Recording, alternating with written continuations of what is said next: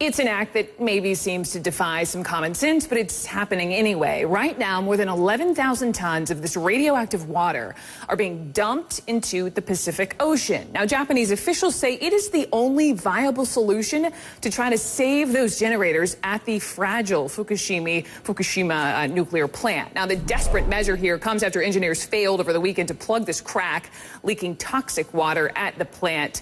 That water has been pooling up. Storage tanks then are getting full. So workers there now have to clear the space out so they can now store water that is even more radioactive. Joining me now to make sense of all of this is Tim Jorgensen. He chairs the Radiation Safety Committee over at Georgetown University Medical Center. And Tim, I don't know if it's like the better of two evils here. You have one bit of water, some 11,500 tons of water that they're pouring into the ocean versus, I guess, the higher toxic, more contaminated water that's coming out of nuclear reactor number 2. Is that worrisome, though, at all, that they're putting any of this water in the ocean? Well, they're in a tough situation because, as you say, this highly radioactive water they don't want to release unless they have to. So they're moving that to the containment facilities that are currently full and moving what's in the containment facility, which is relatively low radioactive waste, into the ocean. So it's about 10,000 tons, as you said. But this is about the amount of water that's in 5 Olympic swimming pools. So, you know, it's a considerable amount of water, but the immensity of the Pacific Ocean will quickly dilute this amount of water to harmless levels. That was my next question. If you need to, you know, allay any fears, both, you know, people locally in Japan and also folks along the West Coast thinking, my gosh, could this come toward me? So you're saying not a huge risk?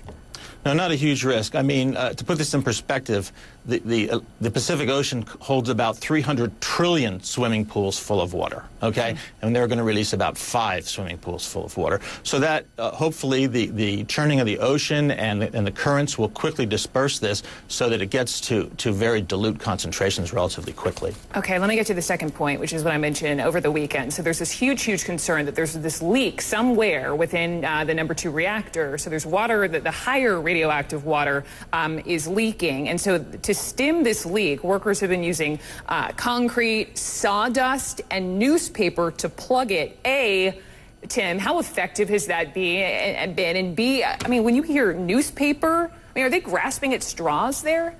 Yeah, you know, they've gone beyond the playbook now, and they're doing anything they can. And I understand that those efforts were not successful at all. So, so I don't know what's in their.